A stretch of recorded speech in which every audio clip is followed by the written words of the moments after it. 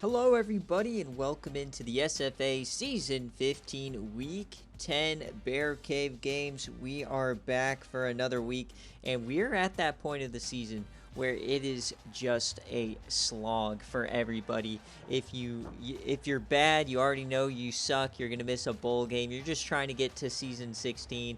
If you're a contender, you already know you're good. So you're just trying to survive to the big games, the conference championships. So we got 5 weeks left here, and on top of all of that, we've got the new game coming in a little over a month and 3 days. So yeah, hope you guys enjoy at least coming on in. This is the SFA. It's an online dynasty ran through Discord, Twitch, and YouTube.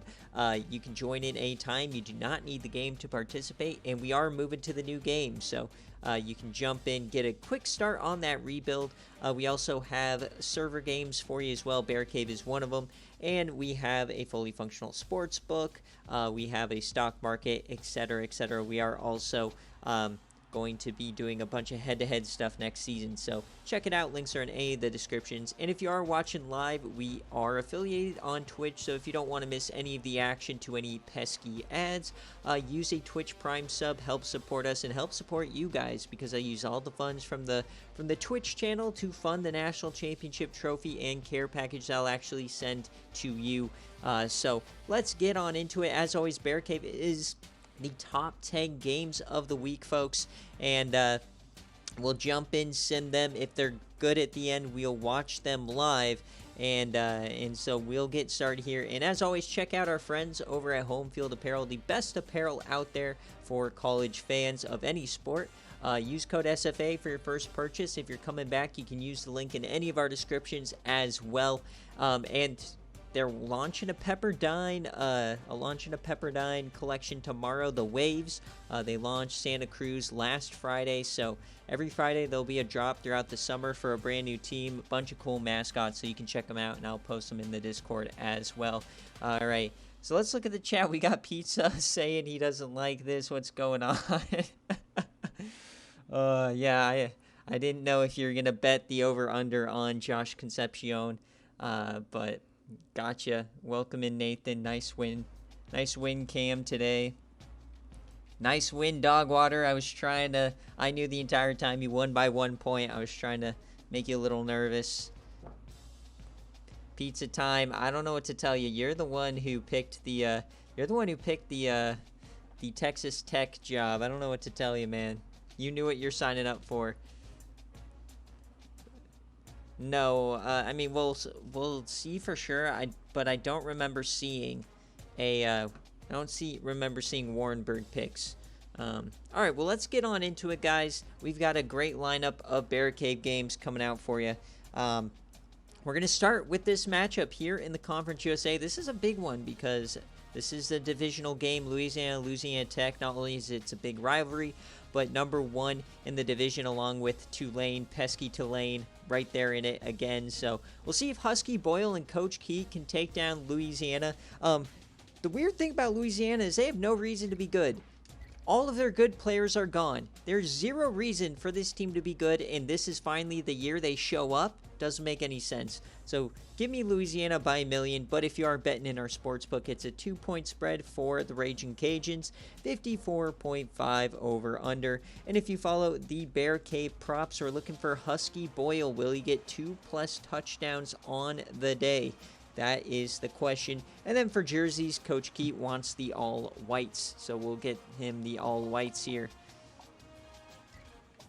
Got to make sure it actually locks it in because this game hates me. All right, let's get on into it, folks. Welcome in, B-Dog. Yeah, big game against Vanderbilt. They're going crazy the last couple of years. Or weeks, not years. This is definitely probably the best start they've had. So we'll jump into our first game of the day here. Checking on the Raging Cajuns. Haven't really seen them much this season.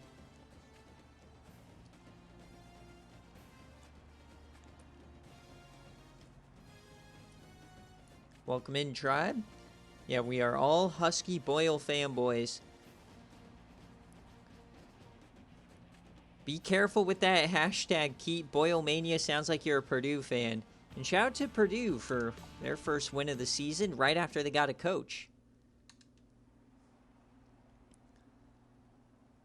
All right, so Coach Key, heads or tails, kick or receive? I forgot to ask you that, so we'll wait here at the coin toss. I see him in chat.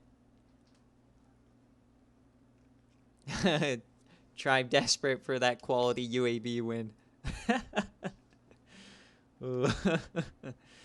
Tails and kick. All right, let's jump on into this game. Let's have a day, boys. It was a good amount of sim games. Poor Ohio Mania is over, it seems. So we'll see what happens here. Still chances for that G5 auto bid if these other G5 teams keep losing, but nothing going in the first quarter. So these Husky Boyle bettors are shivering in their boots in the first quarter. Bang! There's a touchdown. We don't know if it went to Boyle, though. A lot of running. In 7-0 at halftime, so the under bettors are feasting here today. As LA Tech, it's still 7-0. They tie it up in the third. 14, that was a very quick touchdown, and bang, a 63-yard run from Husky Boyle to give them the lead here. Remember, fourth quarter will jump in if it's close with 2 minutes left, so we'll sim another possession here. It was a 3-and-out. We have enough time to sim another possession. All right, we're going to go one play at a time, see if LA Tech can finish the job here. They're running it down their throat. Husky Boyle on your dome. There's number 2. The bet cashes. They go up by 2 scores. We cannot go in quite yet. Up 13. Looks like they missed the extra point. So we'll see. Can Louisiana get a quick tutty back? Bang! There's a turnover. Intercepted by Hicks. LA Tech is cooking here on the road. The favorites are looking to cover. They run out the clock. There it is. The favorite in this game, the favorite is Arkansas State. If you go undefeated in the G5, you'll likely get that auto bid. So Husky Boyle gets himself 3 tutties. Big time Husky Boyle day, carrying them to victory. As Frank Bright, 6 for 22. Even Josh Concepcion is better than that. We got a 27%. Oh no. Oh, yes, you're right. Raging Cajuns were the favorite. But, my God, Frank Bright, have yourself a bailout day from Husky Boyle. 38 attempts, 244. This is what we like to see from a March Madness reward player. Putting the team in the offense on your back. Absolutely incredible. 38 for 244 and 3 touchdowns. And through the air, he had the most receptions. A lot of pancakes. And on defense, Donald Cox, 8 tackles. A lot of TFLs here across the board. Holy Toledo. And 1 sack here for Donald Cox. Interception for Zach Hitz. Sealed the game. Couple of deflections. No fumbles. And then we'll check out the Raging Cajuns, who once again choke. Mike Anderson. Shout out Mike Anderson. Legendary Broncos running back. But 9 for 27. Neither team did well through the air today. What's in baseball? I forget whose name it is, but a guy has, it's like this guy's rule is if you hit above this percentage, you are you're MLB worthy, right? I mean, we need the Concepcion line of 40% completion percentage. Yeah, the Mendoza line. We've got our Concepcion line. Is Randy Wagner here, 11 tackles, a couple of TFLs here.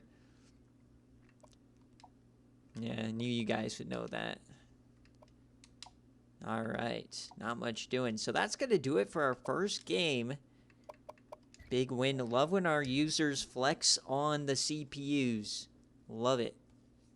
Would love to see LA Tech win their division. You made my ham and pastrami wrap fried chicken. Oh my God. How many different foods you got in there, buddy? Ham and pastrami wrapped fried chicken cordon bleu. And that's wild. You're eating good tonight. All right, I always got to get my screenshot here before we move on. LA Tech wins outright. So, yes, so that is an outright win for LA Tech. Let me mark that down.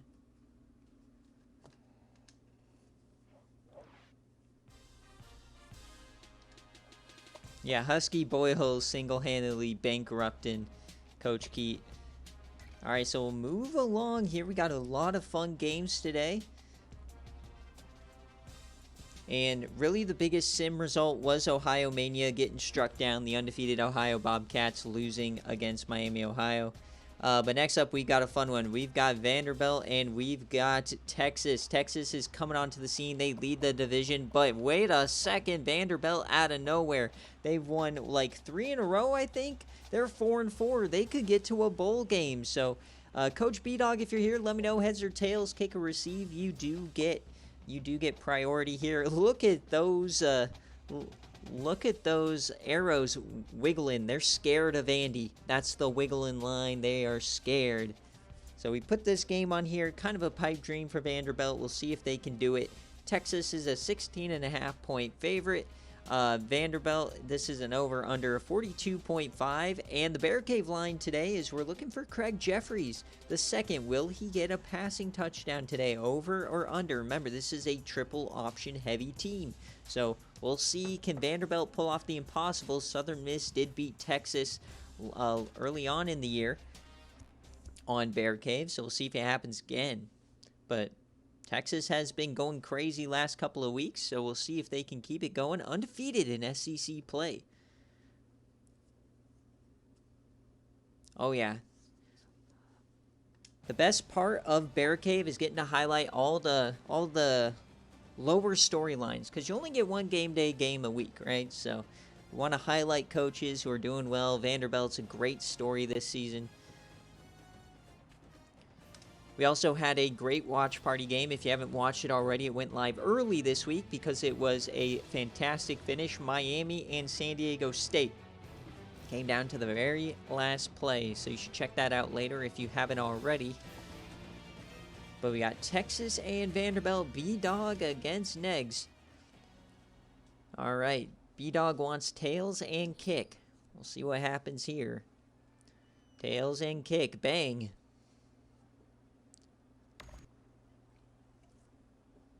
I'm not sure if Vanderbilt's ever made a bowl game. We could check on that. I'm going to say no, is my hunch. Maybe in the sim matchup era, but not in the NCAA 14 era. They've never been good. All right, first quarter, there's no score. So Vanderbilt hanging tough. Come on, don't let the... No, they let up the second one. Wait a second, Vanderbilt! Vanderbilt's still in it. And it's a pass for Craig Jeffries. He hits his over. Oh, baby, we got a fun second half upcoming. B-Dog, I love you. I want you to do well. I want you to win, but I want a close game here. Come on, Vanderbilt. Let's see what happens. They're hanging tough. Holding Marty Fellows, arguably the best running back in the country right now. And they add 3. 2-score game. Vanderbilt's going to have to pull out something special. We're going to go one play at a time. They've got to get a score here for Vandy for us to jump in. It doesn't look like it, and they add a field goal. So still 2 scores, still a chance, but they need a big play.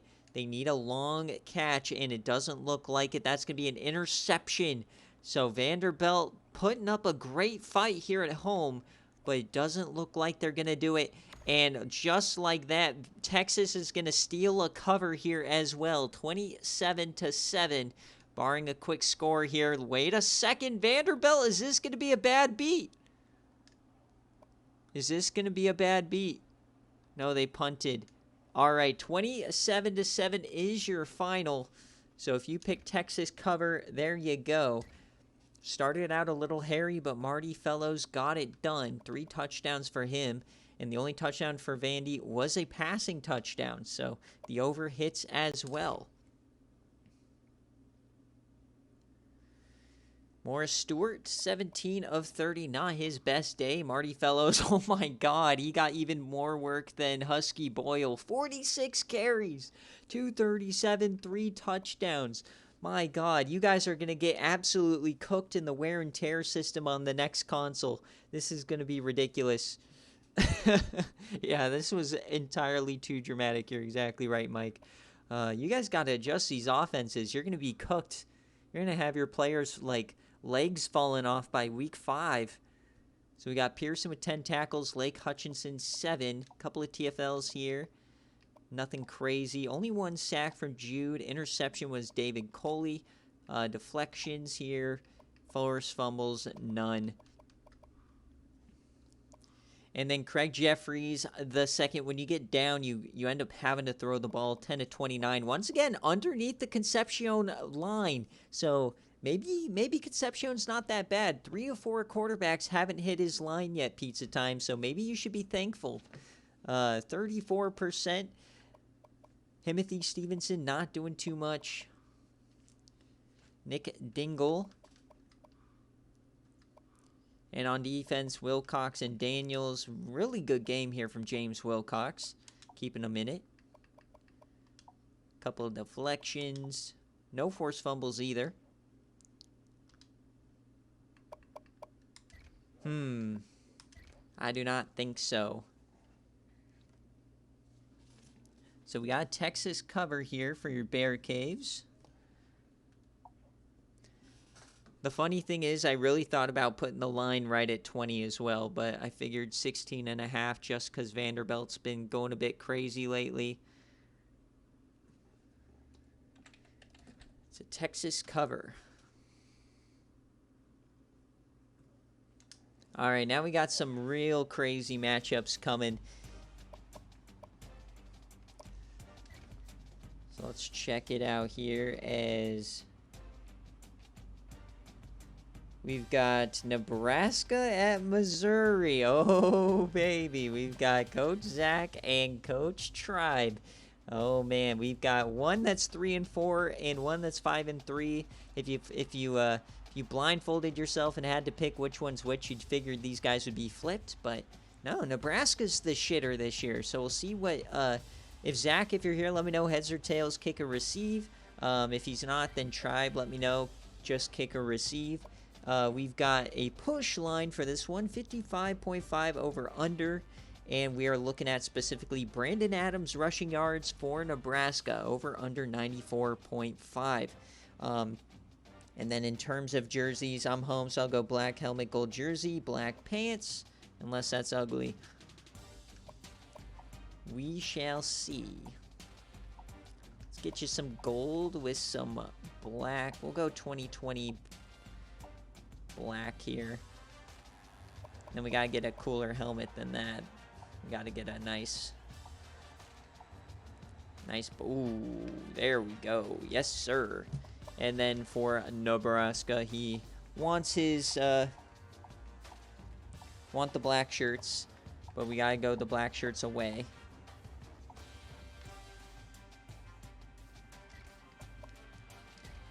All right, and I do not see Zach, so we're going to go aboard with Tribe here.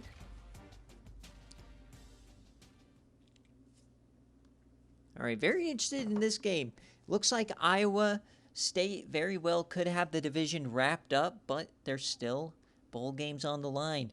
Remember, 7 wins is that ideal mark you'd like to get to. You could still get in with 6-6, but you have to have a good resume. So 7 is a guarantee typically. So 5-3 versus 3-4. Last kind of hopes here for Nebraska. They've got to find a way. Preseason top 5 team in the nation as well. Got to figure out how to get a couple of wins strung together. Great chance here to beat Missouri, coming off of a loss to West Virginia at home. We'll see if they've been able to right the ship here. Oh, look, they wanted to receive anyways. All right, here we go. Missouri and Nebraska. No score here early on. 3-0 for Nebraska. Missouri, once again, might be struggling on offense. They had terrible trouble in the rain against West Virginia. Nice play there, but they can't convert. What's going on? Nebraska up 10. Missouri, they add a touchdown. Beautiful. Down 3 at halftime. Push game looking good here. The sim loves to be dramatic, gives us these very slow drives. Nebraska adds 3. Stalling, they can't punch it in as we're entering the 4th quarter. Nebraska has the ball. They're going to punch that in and go in. They get the 2. Missouri choking here. You can't tell me Missouri's going to have 2 losses back-to-back to Nebraska and West Virginia. This just can't happen. Remember, we can't jump in unless it's a 1-score game. And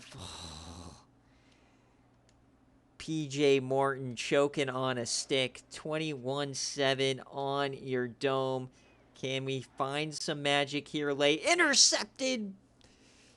PJ Morton can only muster 7 points, and that's going to do it.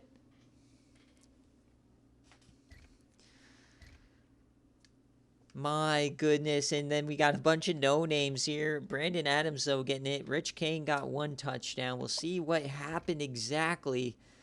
PJ Morton, 51%, 189. I mean, not the worst day in the world, but kind of like their last game. They just couldn't string anything together. Disco didn't have a great day. Lindano.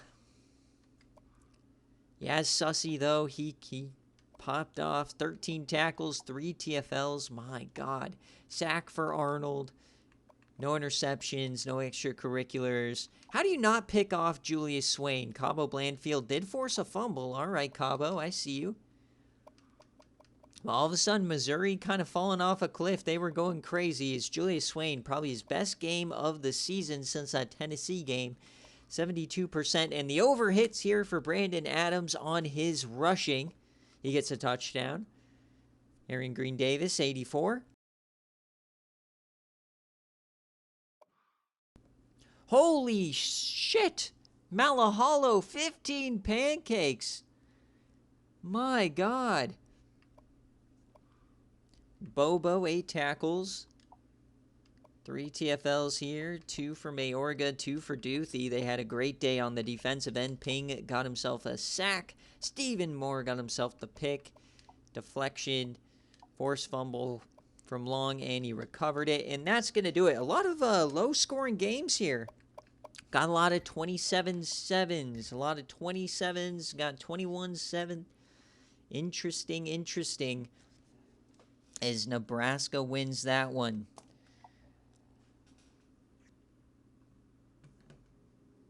So it looks like both Nebraska and Missouri are going to come down to the wire on bowl eligibility this year.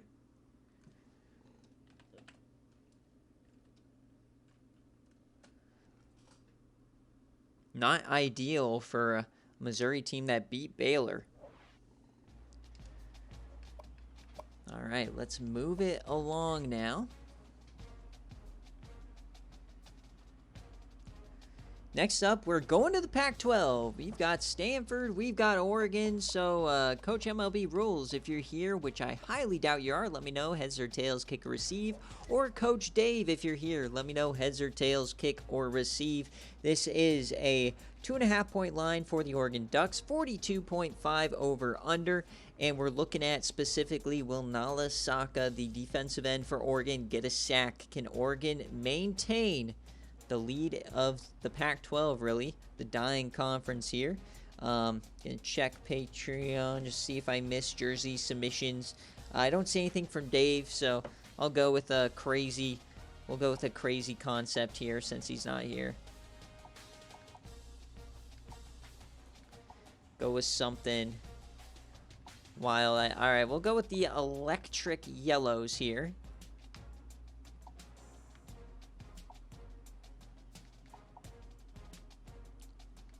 With the chrome, sure thing. Bang! All right, playoff committee, love to see it. So neither coach is here, so we're going to go aboard Stanford. Remember, folks, Stanford has the 5-star quarterback. They love just getting 5-star players. They got Chop Bogtrotter, the defensive end. They've also got Levi Kazaruni, the redshirt freshman 5-star that we'll get to see. They're 5-2. Not a lot of media coverage this season, so we'll see what they can do. It could be a big-time upset here, get themselves back into kind of that conversation along with Utah for the division. I think it's foregone conclusion. We do believe Oregon is the best team in this division. But on the other side, Stanford and Utah and USC are still all fighting around for it. So Autzen Stadium here in Eugene. They also got Desmond Stryker as well. So heads and kick.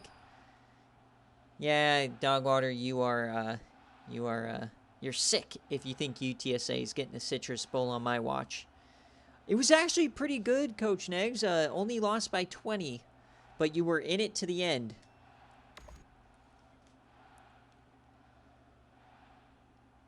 No, it was a great showing.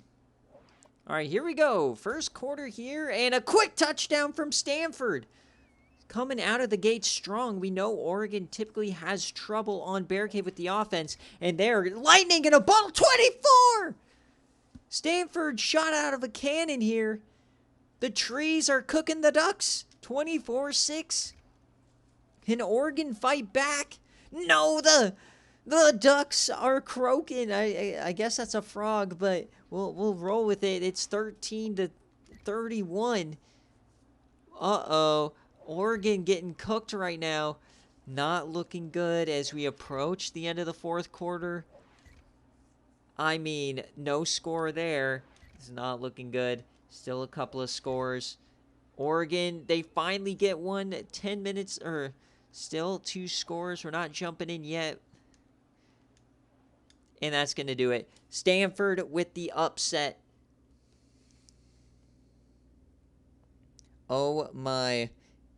And to remind you, this was a 2.5 point favorite, so a Stanford outright win. We've only had 1 cover so far. We've had 3 outright wins. But yeah, fried duck on the menu. I guess all that wood chopping messed Oregon up today. Gibson returned the kickoff for 100 yards. Levi Kazaruni then went off.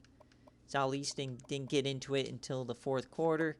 And that's all she wrote. Oregon takes loss number 2. Levi Kazaruni, the redshirt freshman, man. Hoo-wee, this is what he was born to do. 195, 3 touchdowns. He's going to be a problem for people looking at Stanford. You got Nate Gibson, who returned the touchdown. And funny enough, Gary Barr is a former Jet winner. So Gibson doing it is kind of funny. And as we look across here, and then on defense, Desmond Stryker, SFA player, 6 tackles. Bogtrotter had 2 TFLs and a sack, the only sack of the day. No interceptions and a couple of deflections, 1 from Bogtrotter as well, and fumbles for Mike King. For Oregon, Southeastern, 17-37, 2 touchdowns, 45%. So right over that Concepcion line, but they still lost. Fiker got into the end zone. Defensively, Saka, no sack for him today. They did get 3 sacks, though. Darius Pepper continues to be a menace. The SFA player, not highest overrated, but getting production. That's all that matters. Fumble for Leslie Cole, but it's a loss here for Oregon at home, which is going to sting. We'll see how far they drop in the polls. Yeah, 100%, but also, at this point in the year, 1 loss does speak volumes. So, the fact that they've only have 1 loss at this point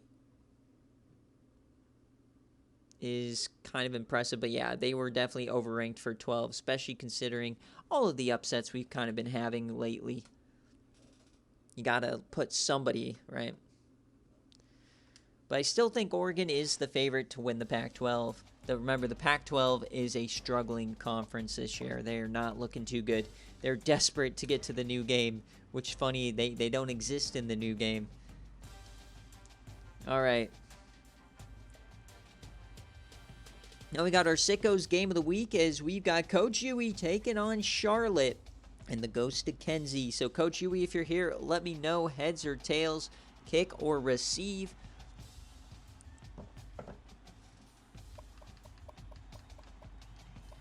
Going to the Americans. Still a chance for Western Kentucky to win the division, but got to start reeling off some victories as Huey wanted the all gold versus the all blacks. This is historically a fantastic game. We've had some of the best plays in SFA history. The top play of season 12, or was that season 13? I think it was season 13, the triple overtime game. So I don't see Huey in chat, but it's going to be Western Kentucky and Charlotte. The line is 3 for the Hilltoppers, and the over-under is 48.5. And our BearCave line today, we're looking for Sam Howell total touchdowns. If he gets 4 touchdowns, it's a plus 350 line, so a lot of money could be coming your way. So we'll see what happens with Yui today. Is she going to take the bull by the horns and get back into this division, or is she going to have another kind of rough season here? Definitely needs this win for bowl eligibility hopes. And we've got rain here in Charlotte. Always a fun matchup. SFA players on both sides. Mike saying Western Kentucky wins this, no question. Oh boy. A lot of hands in the pot in this division. App State took a loss today, opening it up a bit more. As always, if you're not here, we'll go heads and kick. The gold and the black. Here we go. Can Ham Sal lead Charlotte to victory over their arch rival, but Maximus Mays the third in his massive arms take a 10-0 lead here in the first. Charlotte gets 3. Doesn't look like we're going to have a massively high-scoring game here to get that Ham Sal line. Big-time start here for the Hilltoppers. 17-3 here in the first quarter. Look, you would think the rain would help the triple option team in Charlotte, and look at them come back now. But Western Kentucky gets a long run, and that is a bomb from Mays to Williams as we enter the fourth quarter, up 11. Remember, we don't jump into the game unless it is a one-possession game here, as we're going to switch possessions. Now we're going to go one play at a time here as we are kind of close. McMotors, oh no. Here comes Charlotte. Big-time runs here back and forth. Can they punch it in? Okay, they do. They get a field goal here. So we'll jump in when it's 2 points because it's we've got an 8-point lead. So Western Kentucky has the lead and the ball. Can Charlotte make a play? Players to watch. You've got Manny midline. You got Winnie Corso. Hands it off here to the left side. Trying to get to the outside. A lot of room there. Cuts inside. Charlotte also has one of the best corners in the country in Devontae Billings. He's an interception monster. One more first down will end this game, though. Maximus Mays hands this off to the running back and pushes forward. Nice gain there for Charles.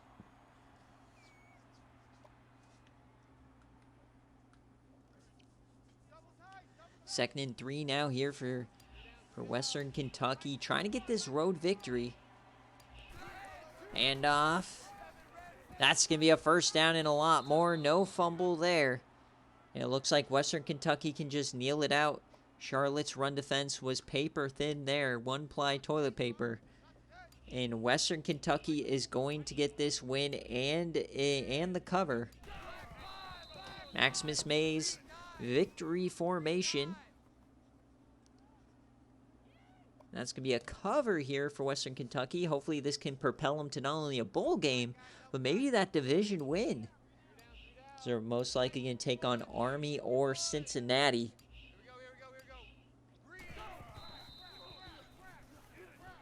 One more snap here should do it, but we always watch the snap so the game doesn't do anything funky. Give Charlotte a chance that they don't deserve. One more snap here for Maximus Mays in his first full season as the starter.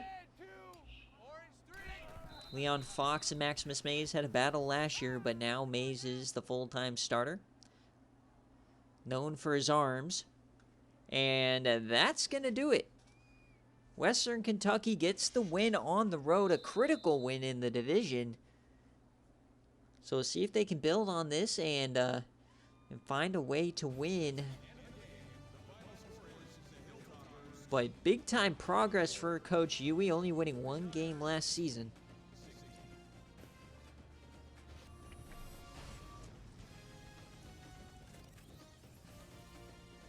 So our second cover of the day comes from Western Kentucky.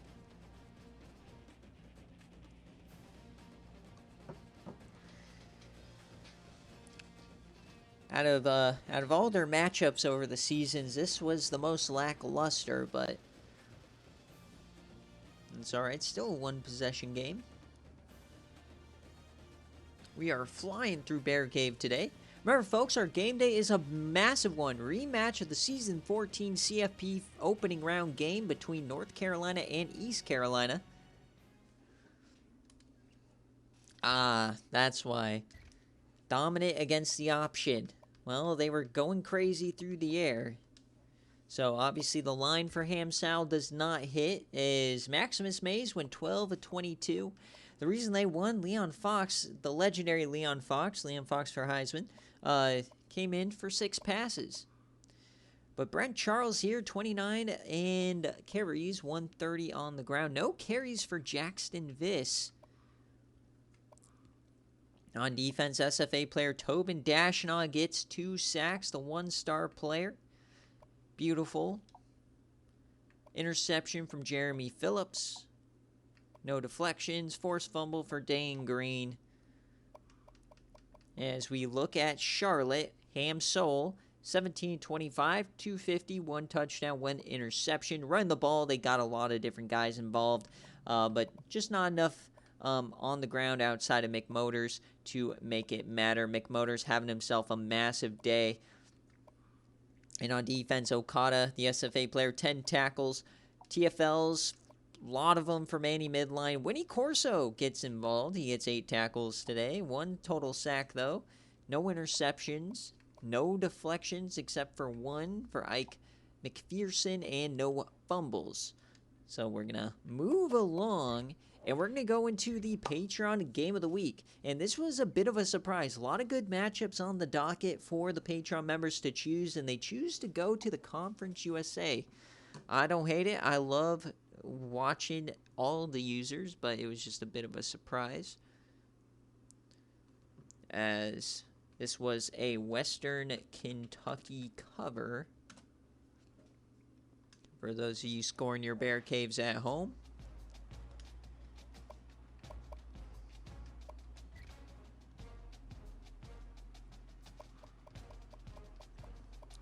So after a horrific start to the season, North Texas has rattled off a bunch straight. I think 4 straight, all in conference. And for Texas State, man, it's just not been a good season so far. A lot of great pieces on this team, but they just can't put it together on offense. So we'll see if Coach Phi can get an upset here and keep his bowl hopes alive. Heads and tails, kick and receive for Phi, and he says tails and kick. And as always, this line, it's a 6.5 point favorite for North Texas and 44.5 over under. So we'll see what happens here in our Bear Cave line. For this one is George Gritty the fifth, the tight end for North Texas. How many catches will he get? Over under 4.5. Oh, sorry I missed it, but I assume you're going to be in the all whites as the away team. And he gets automatically those mean Joe Green ones. And we got the all-white, so it looks great. Both of you got your jersey submissions without me even looking at it. Let's go. I'm him. But as we look at the division, man, North Texas might be wrapping it up here. Couple more wins, and they will do it. Actually, a win here might do it if they do have the tiebreaker with SMU. I don't know if they played SMU yet. I know they have the tiebreaker over UTSA, but can Coach Deasley get to his first conference championship with the Mean Green? As we want tails and kick here for Coach Phi. Beautiful. Gets what he wants. Josiah Bird on the field. Nothing better than watching Bird rush the passer. As we are off here, and a quick score for Texas State off a turnover, but North Texas responds. But Texas State already 14 points in 1 quarter. It seems like the last month they haven't been able to eclipse 15 points. So big time start for them on Bear Cave, and another one. Oh my God! Texas State shooting out of a cannon, getting all those wins from the last couple of months that they were unable to get. But here comes North Texas. They've tied the game. 35-35. If you wanted a defensive slugfest, this is not the game for it. North Texas, man, they They just find a way, and for Texas State, they just don't know how to win. They were up by a massive amount. Now we're going to go play-by-play here. And a sack, a critical sack there, and a throwaway. Remember, we'll jump in at the 2-minute mark here. Texas State has the ball. They are rumbling. They are tumbling. A pass from Thomas Horn now. And it's 4th down. They go for it, and they don't get it. So it's a turnover. And here we go. 35-35. North Texas has the ball on the 50.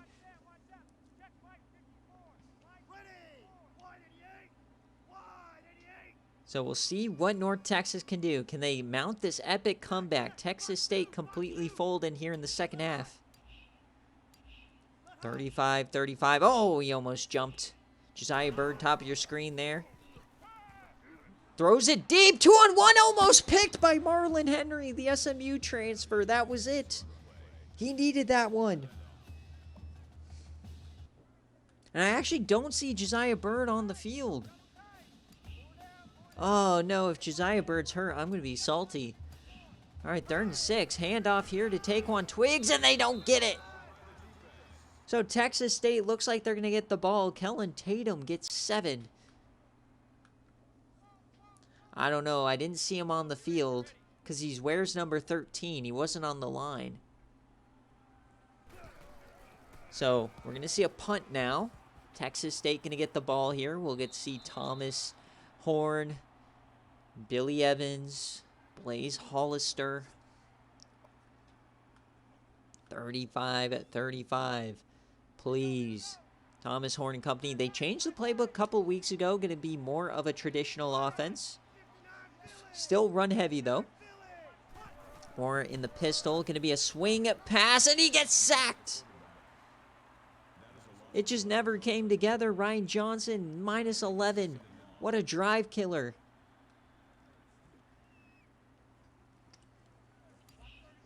Not the start you want. 2nd and 21.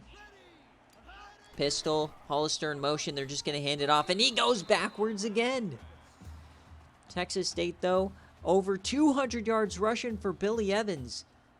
Dominating today. I guess he can make a house call any time of the week, but this is just not a great drive. Going backwards. 3rd and 22. Hand off here to Billy Evans, and he goes backwards even more. -14, back under 200 yards. The worst case scenario here for Texas State is now they're at risk for a punt block. We'll see what Coach D-Sleep can do. Subpar punter. Yeah, it's going to be a nice switch of the field here. We're going to have to hope that North Texas doesn't have a good field goal kicker. And we don't know the kicking status for North Texas. No field goals in this game. So we're going to have to hope probably for some negative plays here. Oscar Branch. He's going to drop back, need a sack. Over the middle, hits his man. And that just could be the dagger. Coach Phi is sick to his stomach watching this team. They just don't have the killer mentality this year. Blowing this kind of a lead. And Taquan to the outside. They got to force a fumble.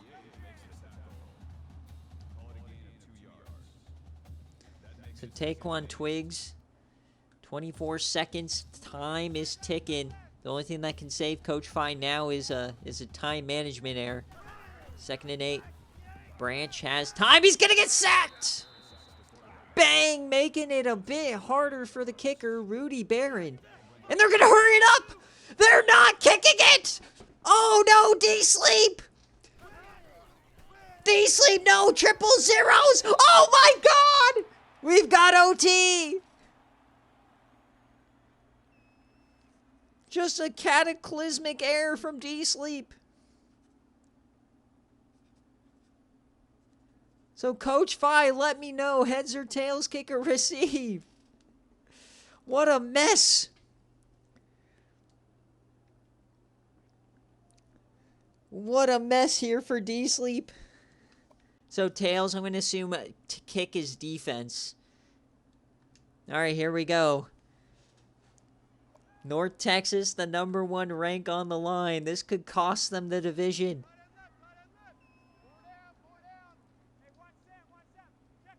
So North Texas going to get the ball first here.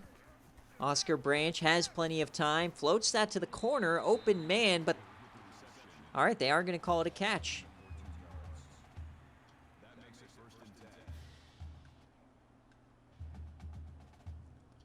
D-Sleep, do you want to stay on NCAA 14 now, my guy? 1st and 10. North Texas. Trying to... No, oh my God!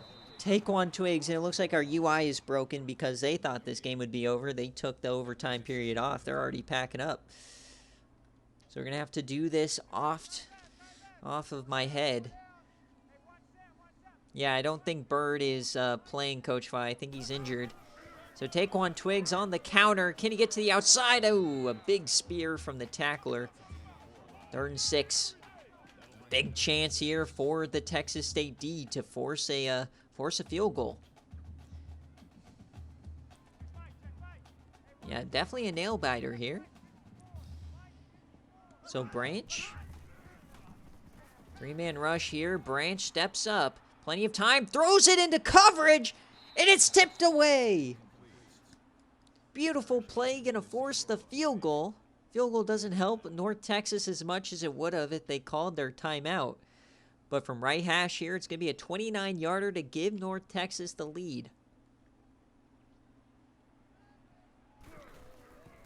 So the kick is up. Big time leg, and it's good.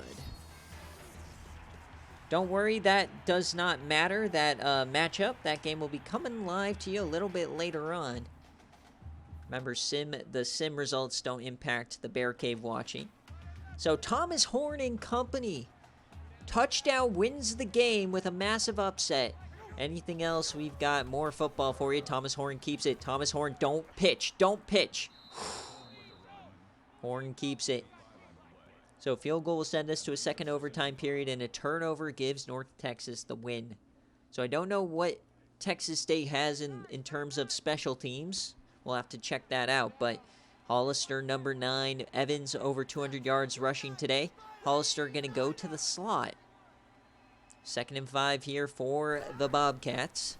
4-man rush to the end zone, and he hits him with the diving grab.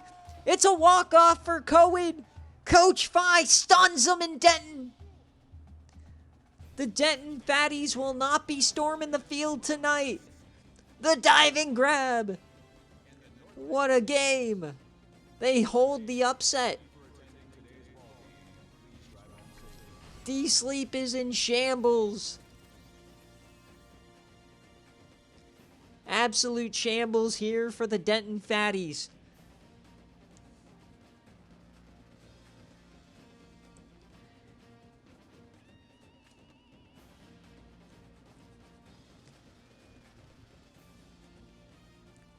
Coach D-Sleep, I'm so sorry.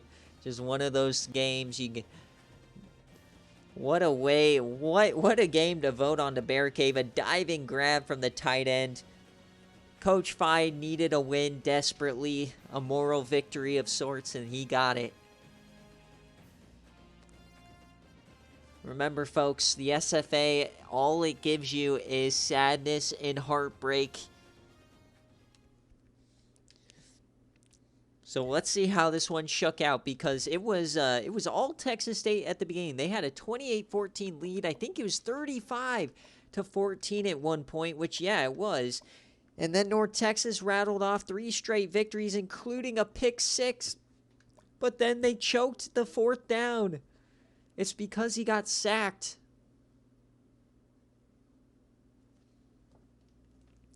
Unbelievable. And remember, this was a North Texas line. So this is a Texas State outright victory. So that's a 3-pointer if you took the Bobcats today.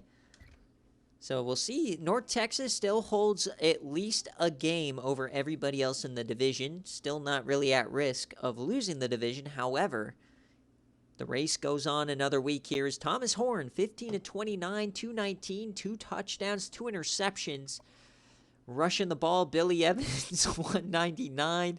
4 touchdowns. What a day for Billy Evans. We knew he had it in him watching him in the preseason. A lot of pancakes. We got Kellen Tatum. Great job from Rudy Barron. Yaslov got 6. I don't see Bird anywhere here, so he might have gotten injured early. Let's see. Can we go down? Josiah Bird had 1 tackle. We'll have to check on that injury tomorrow when we get an update.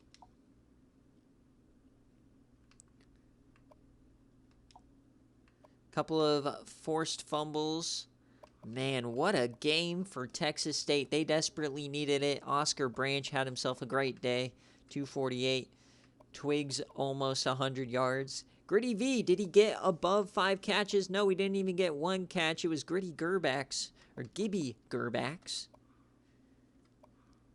And Hodges had 12 tackles. Desi Masood, no sacks, is one of the sack leaders in the country, but he got 3 TFLs. Only sack we saw was Ryan Johnson. 2 interceptions, though, for Anthony Jones. A 95-yard pick 6. How do you do? And that will do it. Oh yeah, every win counts in the new system. So that's a big get for you, Coach Vi, especially an upset like that. That'll do you wonders. That could possibly keep you from needing to use a punishment. So, lot on the line there. Big time win for Coach Vi. And a big time morale boost in a season that had a bit more expectations, if we're being honest, right? So, well, it keeps your bowl hopes alive. We kind of know that's probably not going to happen, but hey, upsetting other coaches is where the fun is at, in my opinion.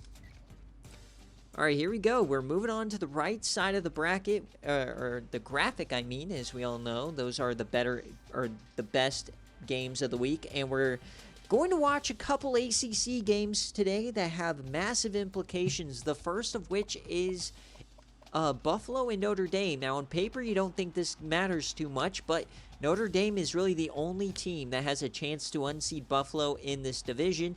4-0 versus 3-0. So we'll see if Notre Dame has the nards to do it. This is a 9-point favorite for Buffalo, so Vegas doesn't agree. 50.5 over under, and we're looking for John Heisman, John Chrisman, the defensive end for Notre Dame. Will he get a sack? He is an SFA player, so we'll see what happens here. Yeah, that's massive, Coach Vi.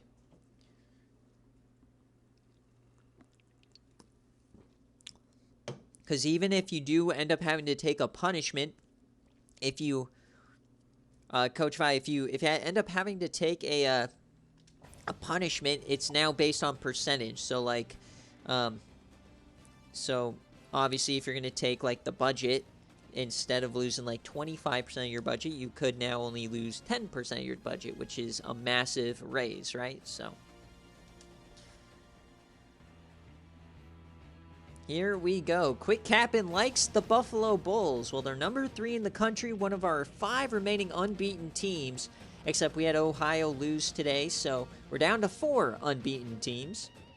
We'll see if Notre Dame can do it. This is a very hard place to get a win.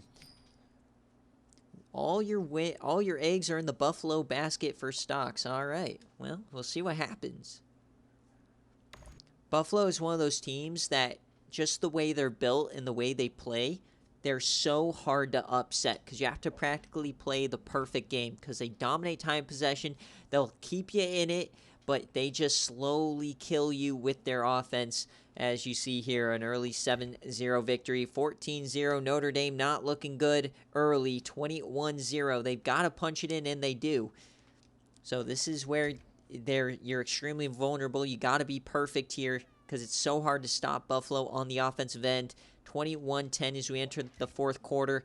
28-10 doesn't look like Notre Dame has any more of that luck of the Irish. But wait, they got one. We go one play at a time. Remember, we jump in if it's close at the end. 28-17. They got to get a touchdown. Here they go. Oh, they got a sack. That's going to hurt you. Got to get that field goal, and they can't. So still an 11-point game here. That is probably going to do them in here. But wait, they got a turnover or something. I don't know. But bang, down 4. All right, here we go, folks. 2 minutes, 10 seconds left. Notre Dame down 4. They've battled back. See if they can get that onside kick, and no. Nice grab there. Runs over. That's Omar Dunn, or Amari Dunn, the SFA player. So 28-24, a first down will win it here for Buffalo, or at least a couple of them. A lot of SFA players still on this roster. They got Whitaker in the backfield, who, this is basically a system that just produces high production guys, but what a run! That gives them a first down. So Notre Dame already on their back foot now. Whitaker breaks a tackle, gets that first down. Down 4, they can still give up the field goal. And off here, Whitaker again! Just running it right through him.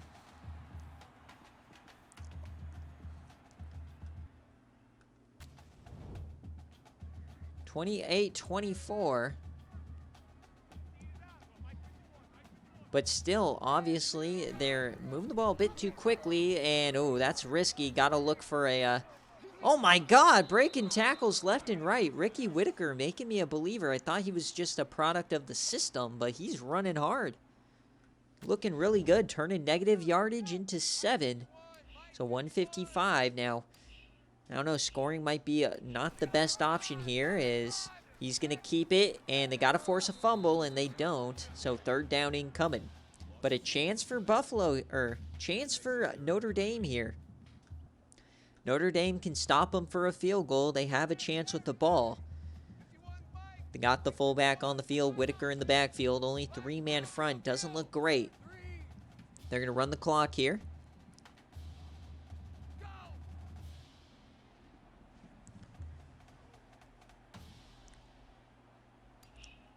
So inside 10. Currently a Buffalo no cover. If you pick Buffalo cover, you're hoping for a touchdown.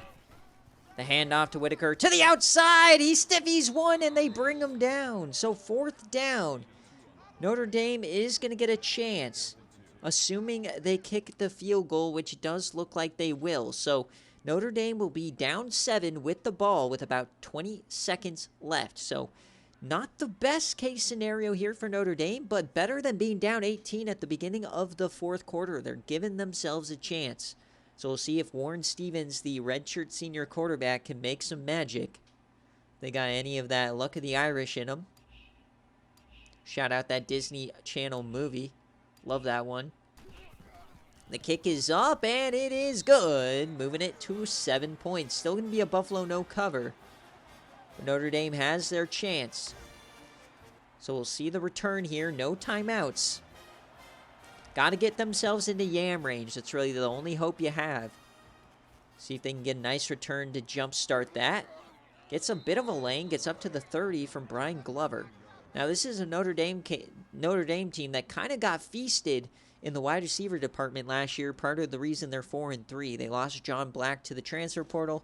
Lost Grant Day to the transfer portal as well because of the helmet catch fiasco. So Warren Stevens here, young guys. He floats that wide open man, and they're in yam range. That's all you need.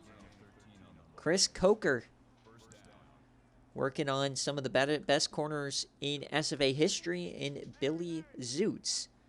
So Billy Zoots up top. Or no, he's at the bottom of your screen.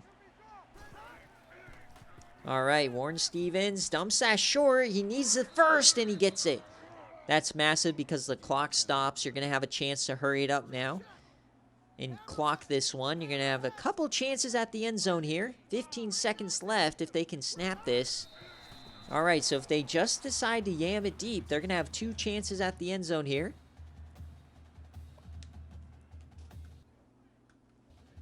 All right, 2nd and 10 on the opponent's 47. Looks like they're gearing up for the deep yam. We'll see what happens. 12 seconds left. Stevens. He's yamming it deep, and it's tipped away. Landon Ryan gets a hand on it. They still got 7 seconds. They play their cards right. They might have 2 shots still.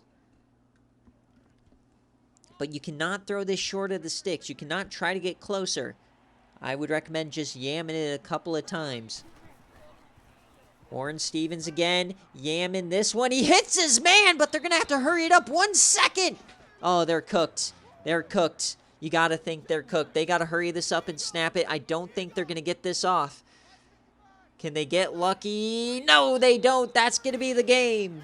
Notre Dame tries the epic comeback. They don't get it. Buffalo once again survives a close call as they move to 8-0 on the season. So they had the right idea, but you threw it short of the end zone. You got to get down quicker if you're Notre Dame. Give yourself a couple of seconds. Or don't even go for the spike. Just snap the ball again. But nevertheless, that's going to end it. And Buffalo most likely is now going to win this division. Buffalo, man, always a tough out. They gave Notre Dame a couple of chances, but unable to succeed. So we'll see what happens with Buffalo the rest of the way, as they have only played 4 conference games, so they still got 4 more. See what happens. ACC, always a tough out. Anybody you play, just look at Boston College beat Clemson by like 24 today. So it's going to be a Buffalo no cover, our first no cover of the day. And if you've missed any results so far, we had LA Tech win outright, Texas covered, Nebraska won outright, Stanford won outright in an upset, Western Kentucky covered, Texas State won in an upset, and Buffalo no covered. All right, so we got Whitaker, CeCe Schuster, the SFA player, getting into the end zone, and a couple of touchdowns there at the end. In terms of Warren Stevens, pretty good day. Got to mitigate those turnovers, though. That always kills you against top teams. They couldn't run the ball hardly at all. Dan Jolly is their best returning receiver. He had a good day, but yeah, that's going to do it here for the Notre Dame pipe dream. Any sacks? None for our guys, so the prop doesn't hit. No interceptions as well. You got to force turnovers on this team. They did get 3 fumbles, but only recovered 1. So a lot of missed opportunities here for Notre Dame today, as Sean Hill, 2 touchdowns, over 100 yards for Ricky Whitaker, and Dembele and Schuster combined had an okay day. Blocking, Hung Wong's back, 8 pancakes. And on the defensive side, a couple of TFLs across the board. Andy Clapp and Hackett. 4 sacks for them today. Nicely done. 2 interceptions. We got Billy Grant and Matt Brown. Couple of deflections. Any fumbles? No. So that's going to do it here from Buffalo. UB stays unbeaten. So we, out of the 4 undefeated teams, we only have technically 1 making it to Week 11 so far. We saw Ohio lose earlier today. Buffalo wins. And then Iowa State's on a bye, so we still have Arkansas State coming up, and we still have North Carolina coming up. So there is a universe, there is a timeline where Buffalo is the only remaining unbeaten team in the country entering next week. So let's go on to our next games here, folks. As next up, we've got Ohio State and Penn State. Very excited for this game, as we've been talking about, Ohio State not having the greatest year because they lost their quarterback to a torn Achilles midway through the first quarter of the season. And but they're still battling back. They're starting to figure it out. They had a big-time 29-0 win over Iowa last week on BearCave. And on the other side, you got Penn State, who, while they had an early season loss to Virginia Tech, they've won 6 straight. They've got SFA player Boogie Toes, the transfer from Illinois. He played in a playoff game a couple of seasons ago for Illinois. So very good team here. Strong team from Coach Bodie. So we'll see what happens. Bodie, if you're here, let me know. Kick or receive. But we're going to probably go on board with Penn State, see if they can continue to win, or if Ohio State and their backup can continue to win as well. This is going to be a 4.5-point favorite for Ohio State. It definitely would be more if they were fully healthy. It feels like Ohio State and Michigan have kind of swapped roles this year. We've seen Michigan be a contender the last few years, but they've had massive quarterback struggles with injuries, and this year it kind of seems flipped. Michigan looks like a true contender, and Ohio State's the one that's having issues. So 4.5-point favorite for Ohio State. Over-under is 57.5.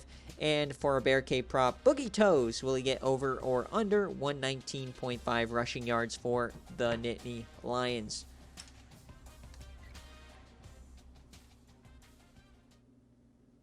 So here we go, folks. This is Penn State at home with a top 5 defense. Mo Bamba's going to be going. The wideouts hopefully going to be going. Here we go, folks. Ohio State, Penn State under the lights. Cannot wait for the new game when the atmosphere, like this is a perfect example. Right now they're in their homes and you can see the crowd, not a wideout, not a ton of crazy presentation. Screen's not shaking, right? This would be a massive game. So cannot wait for the new game in this regard. I just clicked press play, my guy. I thought they would do it on their own. I didn't think I had to put the whites on them.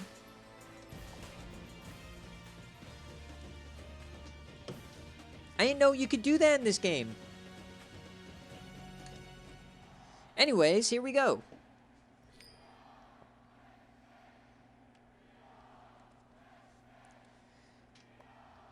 You can hear, though, we are Penn State, though.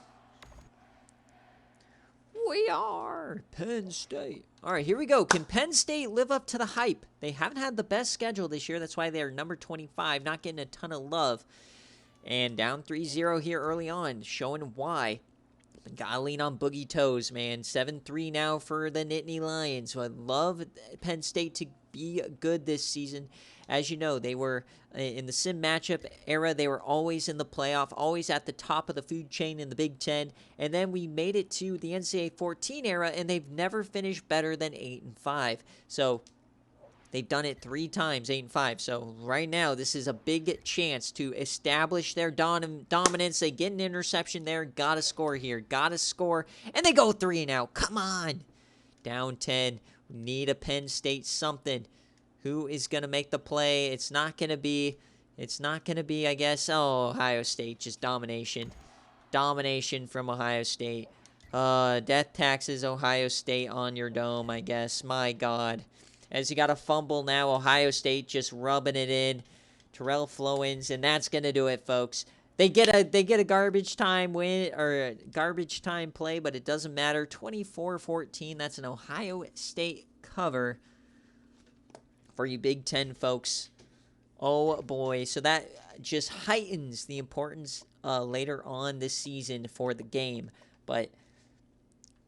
Looks like Francis, the replacement quarterback, is starting to play a bit better. Antonio Lewis, not the best day for him. Boogie Toes, only 55 yards. What are they doing to my boy? He's averaging 6 a carry, but you give him 9 touches. I'm sick. What are they doing? Romaine Ernest, the SFA player, did his best. 14 tackles, 6 TFLs. Tried his hardest. Couldn't get it done. Rodney Martin, Derek Reed gets an interception. Deflections for Terrence Johnson. But, man, missed opportunity here for Penn State. As Brandon Francis, the redshirt sophomore, like I said, you do get an injury, but they always have next man up here at the Ohio State University. As John Nelson, their starter, only got 1 touch today, and then they went to the backup, so it looks like he might be injured. Terrell Flowins here. The SFA player, 171 from Daniel Jackson, the veteran. Schroeder, not a lot of SFA players anymore on these defenses. Get a sack, interception for Merriman, deflections for Jason Jones, a couple of fumbles as well. So that's going to do it, folks. 24-14 here for Ohio State victory on the road.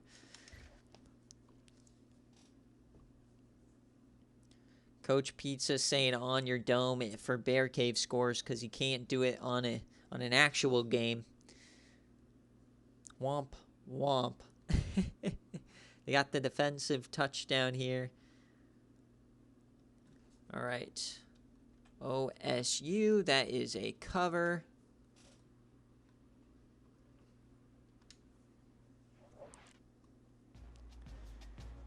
Congratulations, Pizza.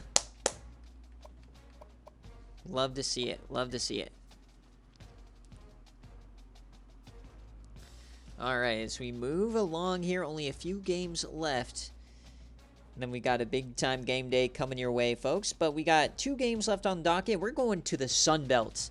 Yes, the Sun Belt, where the top G5 team in the country, they're the only remaining undefeated team with Ohio losing. We've got Arkansas State taking on Georgia Southern, who lost last week, but they are no slouch. They've got SFA legend Trey Inners at running back. So Arkansas State, can they take them down? Very even across the board. A lot of SFA players on both teams. This is Arkansas State -3 and an over-under of 49.5. Like we said in the Instagram post this week, if Arkansas State can win out, nobody's going to have a better resume than them. They'll be undefeated, non-conference, win against Georgia, and a Sun Belt championship. Now, if they lose, then all of a sudden things get mad hairy across the group of 5. You've got Arkansas State, you got Coastal Carolina, you got Ohio back in it, you got Cincinnati now back in it, Southern Miss, Georgia Southern, right? So if the playoff committee, if you're on the playoff committee or you're thinking about joining the playoff committee, you would like Arkansas State to take care of business. As our line here for BearCave is Jacoby Diaz interceptions, the quarterback for Arkansas State. So let's see what happens. Here we go. This is going to be a big-time game. Coach, man, D-Sleep, man, I feel for him. Definitely the hardest screw job of the week for D-Sleep. I tell you, man, those sacks in crunch time are horrific because your team automatically hurries it up, and it's just never good. I lost a playoff game like that, so I got sacked, had to hurry it up, kick a field goal, went wide left. So as we take a look at the conference right now, Georgia Southern locking out Coastal, so we'll see. Georgia Southern also in it for the G5 auto bid. Honestly, you got to think the winner of the Sun Belt very likely could get the G5 auto bid. This is in some realms, people are considering the Sun Belt better than the Pac-12 this season. So we will see. So here we go. Arkansas State, can they get it done? This is the team that Chet Doge built. The next generation. Georgia Southern starts off hot. Remember, Georgia Southern is only 2 years removed from a national championship trip. Season 13, as we all remember. 14-0 now for Georgia Southern. We're not. Oh, come on. This is stressful. Georgia Southern. There we go. Tied up for Arkansas State. I'd love to see Arkansas State be good. As 14-14 here into the fourth quarter. Very low-scoring games today here on BearCave, as we're going to go play-by-play now, as we're inside 4 minutes, and Arkansas State does have the ball. Eddie Wilkins, the SFA reject player, and they have to punt it. So now Peter Green is back for Georgia Southern. A 3-and-out, though, as we're going to go one play at a time here. We'll jump in at that 2-minute mark, and here we go. Arkansas State has the ball across the 50, trying to win the game. Jacoby Diaz, the SFA player at quarterback. You've got Eddie Wilkins at running back. And wide receiver John Black is a transfer from Notre Dame. So we'll see what happens here for Arkansas State.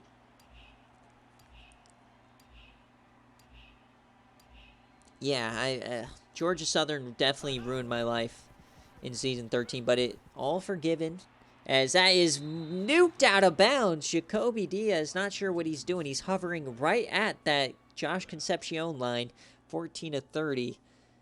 Definitely needs him to reel it in here. 3rd and 6. We don't know how great their kicker is. Doubt he's that good. Safety coming down. Jacoby Diaz avoids safety blitz, and they convert it. Big-time conversion there. On the road, John Dunbar, what a catch, what a throw. Jacoby Diaz hanging in there, the former San Jose State player. He was a shop reward, transferred over to Arkansas State. Over the middle, it's intercepted! Jacoby Diaz throwing the game away, and the over hits for his line. The old Bo Wallace play there.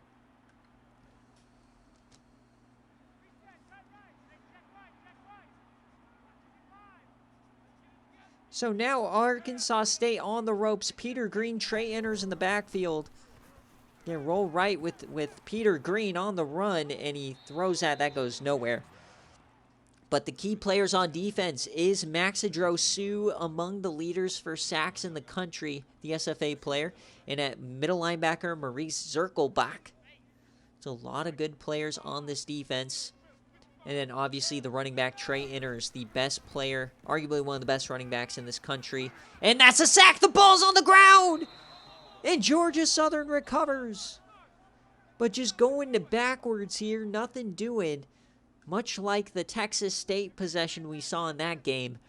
Just continuously going backwards. Handoff here to Trey Inners. He makes some room. Or is that even Trey Inners? Might not even be him.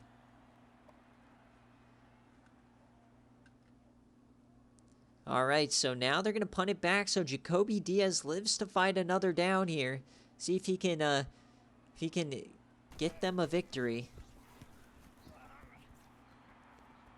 All right, they're going to return this, get to the plus side of the 50. Oh, what a cut! He gets to the outside. Derek Peasant getting them into fringe field goal range here. 47 seconds left. They got a timeout. Plenty of time now for Arkansas State to get into field goal range. But definitely nothing guaranteed, as we always know. So 1st and 10 now. Jacoby Diaz still going to throw it. Double coverage. That was risky. Gets it to Tony Bailey for 6. Clock continues to run, though. Over 100 yards now for Bailey.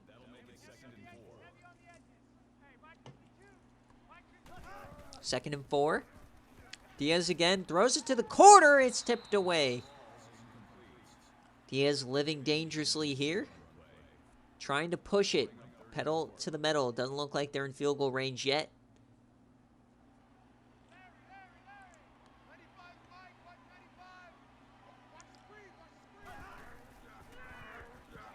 Floats that. Oh my goodness. Trying to get it to Eddie Wilkins.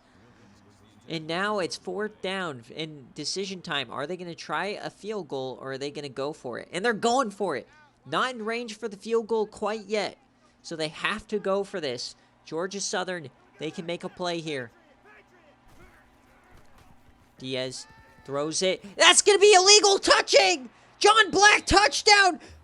Is there a flag? The transfer from Notre Dame! No flag! Oh my God! How is that not illegal touching? Arkansas State! What? What? Paying off the refs here? Oh my God, in Statesboro, they're sick. Good riddance. Fuck the Eagles.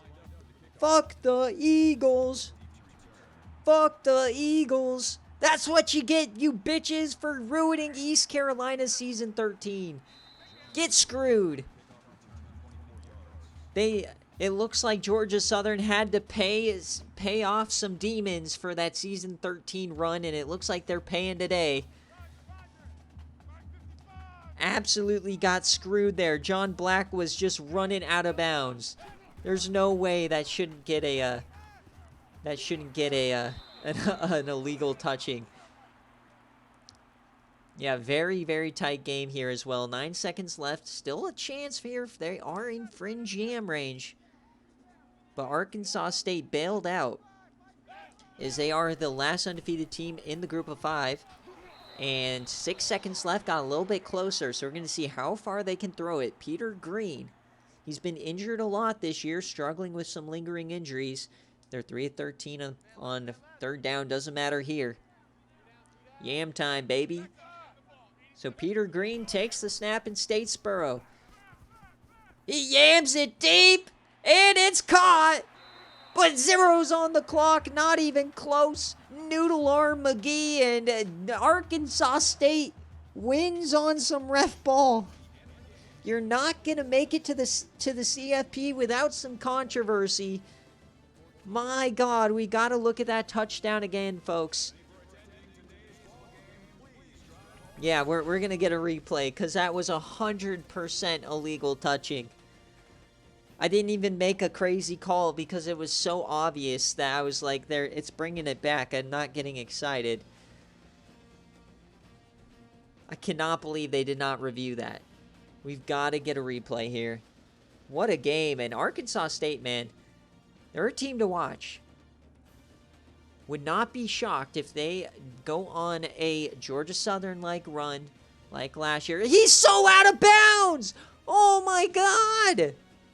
There's no way! They weren't even covering him. They knew he was out. Malcolm Cope, coping right over his dome. The redshirt senior. Looks like his CFP dreams are over. Former Tennessee guy. Instrumental part of this Georgia Southern team. John Black, the Notre Dame transfer. We saw John Black make a crazy play in season 14 on BearCave. On like, it was a 4th and 15 or so, and he broke a tackle, got a conversion. That's why he made it to the transfer portal. So, all right, let's check it out. All right. Was he out of bounds? Take your bets. The out route, beautiful. All right, so there's one. 1 foot out of bounds. No, he's out! Come on. I mean, I guess the angle, it was closer than I thought. So, I don't know what the rule is. Does the ball have to be out? Okay, so the ball... That's illegal touching! You cannot step out and be the first person to touch it. Now, I will say, I thought he was out the entire time. He did only take actually 1 step out of bounds. So, it's not as egregious as we originally thought, but my God, and poor Malcolm Cope has to stand right over his body. Womp womp. Cope, Georgia Southern, Cope. Yeah, I can see how they would miss it. It's not as egregious as I originally thought, but not even a review is definitely interesting. But as we take a look at it here, what a game. Eddie Wilkins gets in, John Black, my God. Yeah, I remember that game fondly. The Yammon Cheez-It Bowl disaster that gave McNasty the win in OT. Jarkus is one of those teams. Jarkus and Ron, Iowa State and Iowa, always get screwed. I don't know what it is, but Jacoby Diaz comes back after the interception. Eddie Wilkins goes over 100. He's been arguably the greatest reject so far. He's freshman All-American. He's on this team. What a grab. And then John Black, let's see what his stats were. Transfer from Notre Dame. Big time plays here. And Maxidro Sue continues his crazy sophomore year as well. He's a 1-star SFA player. He leads among the leader in the country. Couple deflections. Yeah, Zirkelbach. He got a fumble. All right, Zirkelbach. I see you. He got the recovery as well. And then for Georgia Southern, Peter Green, 19 of 32, 2 touchdowns. Trey Inners looks like he got hurt. Yeah, I knew that wasn't his number. So, tough day not having your best player out there. Malcolm Cope got 6 tackles, 13 for Tyson, 4 TFLs. No sacks on the day for this defense. And the interception was Bernard Avery. Deflections, 2 for Wright. Fumbles, none. And that is gonna do it. And that's an Arkansas State cover as well, folks, as they scored with under a minute left. I think a lot of, I'm not tracking it though, but I think a lot of unders are hitting today. A lot of low-scoring BearCave games and a lot of low-scoring games in general I saw this week. Not a lot of high scoring that we typically see. Looks like defenses are starting to settle down. So again, Arkansas State cover.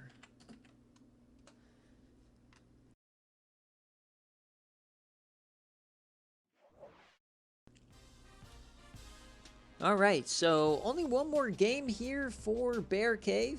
Remember, we've got a beautiful game incoming between North Carolina and East Carolina. But we got one more game left, and it's a big one in the SEC. Obviously, we've known Cabbage is a bit of a fraud here in the SEC, at least in game day settings. We don't know too much about Florida yet this season. They're 6-1, coming off the Dogwater era. Who really knows? So let's get the Bobinas going for this game. Remember, don't care about spread or anything. I just want to know who you think's going to win. You think Cabbage and the Auburn Tigers are going to do something here? Is it going to be the Florida Gators? Go Gators. All right. Predictions are live. Go, go, go. Just remember, folks, we got recruiting coming out a little bit later on after game day. There's also already live a watch party between San Diego State and Miami that came down to the very last play. It was a very good game. But this game, it's a 2-point favorite for the Auburn Tigers on the road and a 52.5 over-under. And we're looking at, for the line, we are looking at specifically Calais Ingram. Will he get a sack and an interception? If he does, that is a plus 1,000. So see if anybody bet that one. It's a big line. Looks like a lot of money going on Auburn today. Interesting. I thought it was going to more go towards Florida. But both of these teams haven't really had any amazing victories. And in their second half of their schedules are a bit tougher. But these are the only two teams that can really have a chance at unseating Tennessee in this division. So this is going to be massive. They both, I think, already lost to Tennessee, if I remember correctly. So we'll see what happens here as we got Auburn taking on Florida. Coach Cabbage, if you're here, let me know heads or tails, kick or receive. As we are closing in on the end of Season 15, we'll have just 4 weeks after Week 10 left. 2 top 10 defenses going at it. We got the Gators in the swamp. No rain tonight. Honda Dicker stick there in the middle, number 12. See what Auburn can do. Gotta say I'm cheering for Auburn here. As you take a look at the conference standings, Tennessee, I believe, has the advantage over both teams. So we've got to find a Tennessee loss. So the winner of this game, really the only team that can compete with Tennessee in this division. Gotta hope that Tennessee loses to Oklahoma here in a couple of weeks.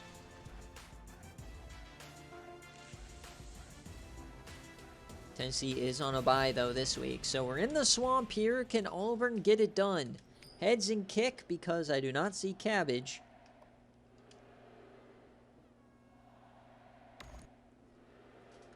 So here we go. Quick touchdown for Auburn. Exactly what they needed. We know this offense is good if they get in rhythm. 7-3 after 1. 7-10. Florida biting back. Auburn adds a field goal. Tigers versus Gators. Who you got? 17-10.5 for the Auburn Tigers. Can they extend the lead to 2 scores? Florida adds a field goal. They're slowly getting their way back. They take the lead again. As you enter the fourth quarter, the Gators are up by 3 at home.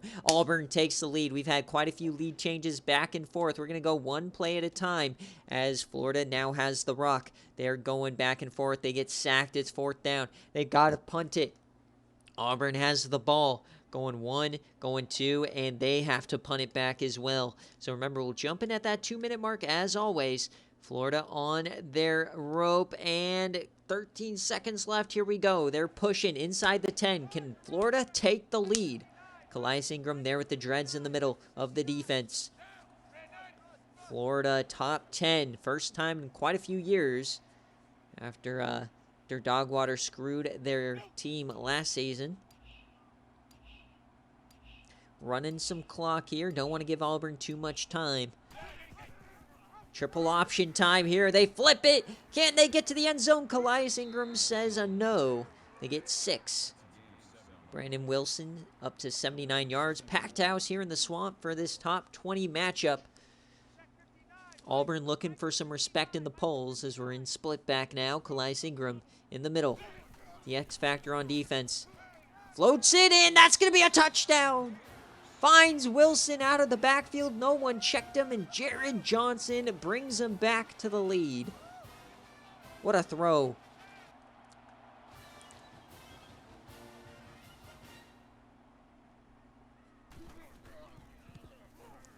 So Auburn now down 3 will get the ball here. As Toto Sucky makes it a 3-point lead. SFA kicker, best kicker in the country. He's going to kick it off here as well. So Auburn, we got Alfonso Jackson, Brandon Price, Honda Dicker stick, Kofi Garnett. Lots of SFA players, lots of talent. We get a hurdle. Tommy Allen getting zesty. 27-24. Alfonso Jackson coming onto the field. About 90 seconds left. Can Florida get a stop? Auburn has 3 timeouts. Alfonso Jackson, they love to do screens. They love to do runs. They love to do all sorts of funky stuff. And he hits his man. Oh, my! There they go. A one-play response for the Auburn Tigers. Got Allen matched up with a defensive end, and they got cooked. The corner blitz does not work.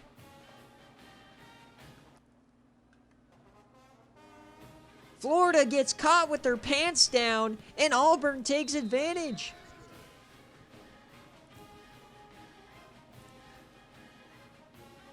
Oh my God. What a humiliating play. My guess is it was one of those plays where the corner comes in and a defensive tackle or defensive end goes into like a hook zone. And the corner didn't get there. They found the tight end coming out, breaking out. Just the perfect call. Who's that? Who's the defensive coordinator that always blitzes in bad situations? Is that what? Greg Williams? Is that his name? All right, so Florida now has to come up with another big time play. Oh, and what a! They don't call it a fumble. I thought potentially that was a catch and a fumble, but they're going to call it incomplete.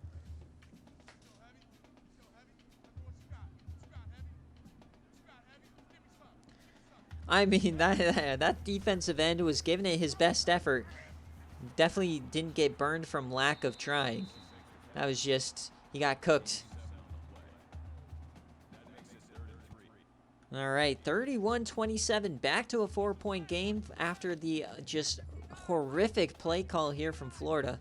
We're going to have to look at that one at the end of the game as well, but they're going to run a mid-screen, and that's a first down, working on Keon Beachcastle, the SFA corner. So they're going to hurry it up now. Daniel Gunn. 1 minute left here. Back in the pistol. Still can run the ball. You have 3 timeouts. Oh, and a big-time sack. Just absolutely blitzes right through. Johnson never saw him. 2nd and 17 now. Things are getting a bit hairier. They use that first timeout. Now out empty. 31-27. Florida, another team that got gutted in the transfer portal, much like Notre Dame, but still having a great year. A lot of these young guns stepping up, filling in holes. Most notably, who we'll see a little bit later, J.R. Mullins and James Ramsey, defensive end and wide receiver,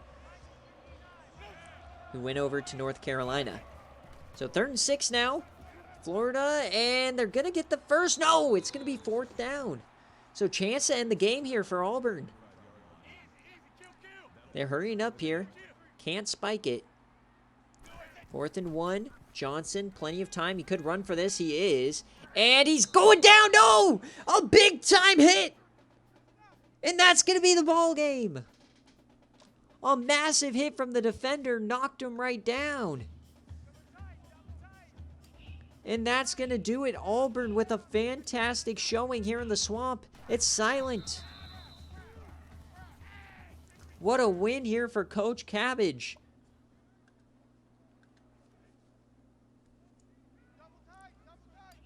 A massive victory, and this is going to go down as an Auburn cover. Holy Toledo.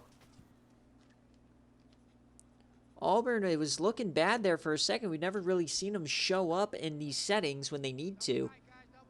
But that's going to do it. And let's take a look at that defensive play from Florida if we can. As Auburn gets it done, definitely an unpopular pick for sure.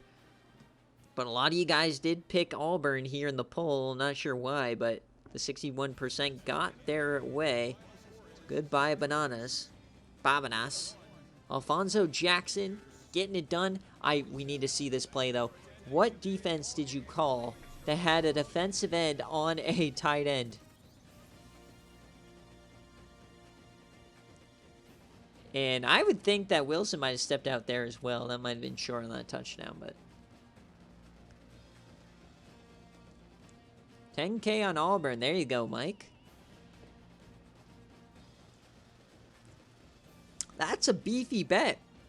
I think you put it on somebody else in this BearCave slate. There's a lot better choices than this Auburn-Florida game. That was this is a major toss-up in my head.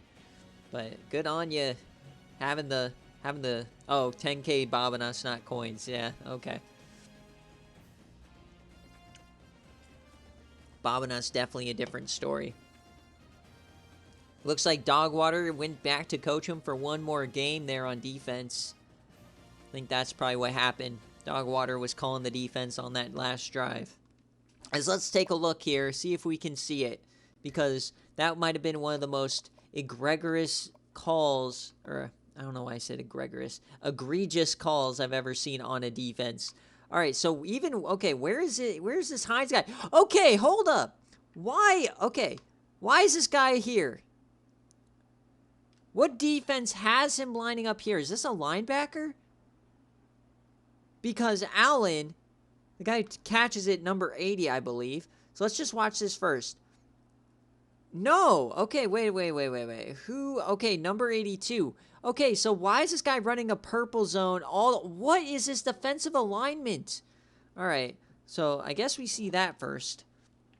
We got to check on this depth chart. I don't know what just happened there. But let's look at the defense even. So obviously it's a corner blitz, right, from the right. So he has to cover him. But if you're going to run a blitz, at least shade him a little bit. Like, put him over Dickerstick there in the slot. Put him over make it a little easier. Like, he almost gets there. Just, oh my God, what are we doing? Just a horrific, oh my God. Well, no, he had the man-to-man.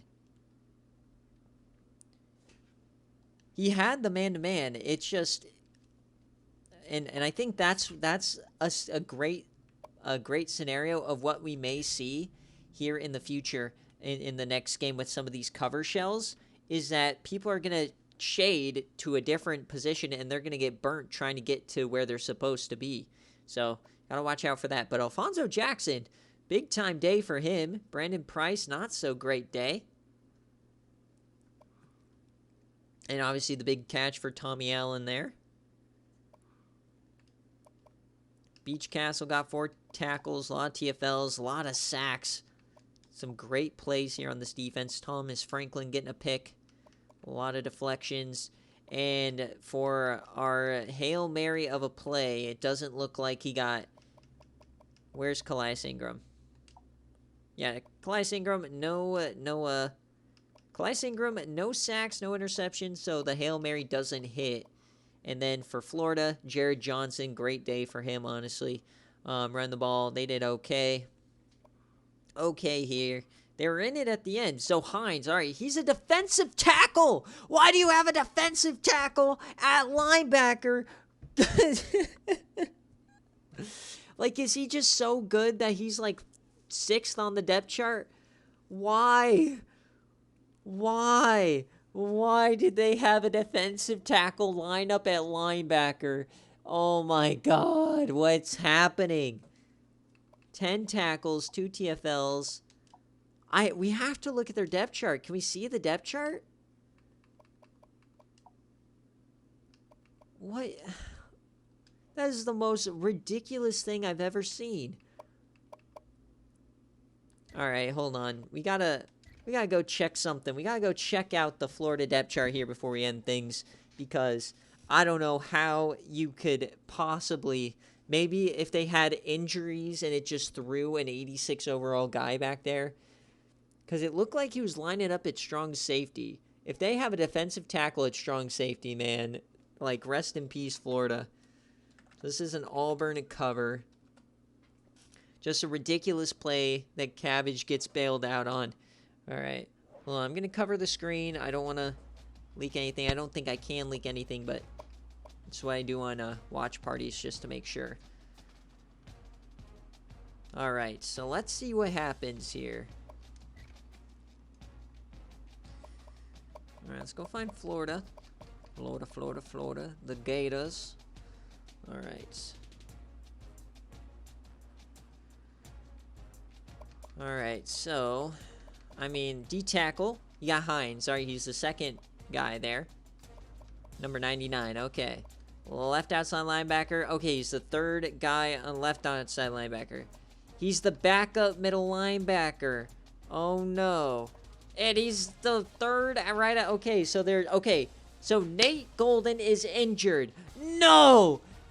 Nate Golden is injured. He is their worst... Or he's out for the year.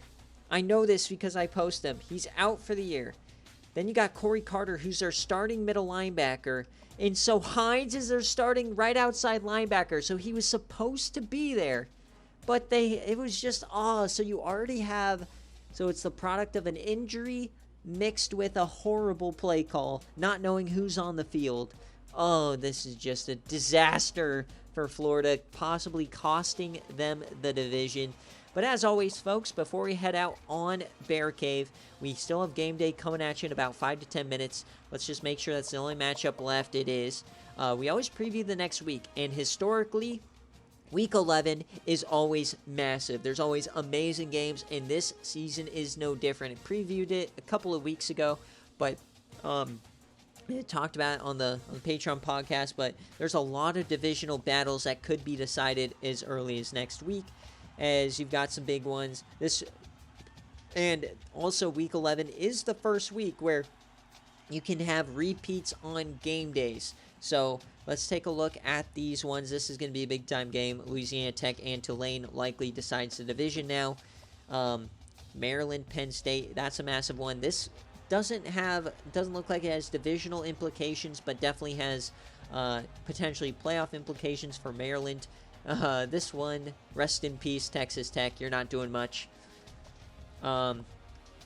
Let's move it along. So remember, everything's back on the table, the best matchups. Michigan, East Carolina. Oh, boy. So we're watching East Carolina tonight. We could be coming back to Greenville next week. Who knows? Cincinnati, App State's always a fun one. Oregon, tough loss this week. Iowa State, TCU. Iowa State still undefeated. So we still have 3 undefeated teams. We could get 4 later tonight. Ohio State, Minnesota is always going to be fun. San Diego State, Hawaii. We got the backyard brawl. Ohio Mania. So sad that's over. Stanford, USC, going to be an insane game. Southern Miss, Coastal, that's going to be insane. A lot of good games on the docket. UNLV, Fresno is going to be fun. Troy, Florida, Georgia, Buffalo, Boston College. My God, things are going crazy. All right, guys, as always, though, thank you guys so much for watching. Thank you for any subs, any likes, any follows, any bits, any of all that. And liking the channel, subbing to YouTube, even following us on Instagram. It all helps out quite a bit, gets us more exposure, makes the SFA a lot more fun when there's more people. We'll be back in about 5 to 10 minutes here for game day, so come right on back with us. And we got recruiting, we've got VODs coming out tonight, we've got highlight videos coming out tomorrow as always. So we'll be right back, guys. Thanks for watching.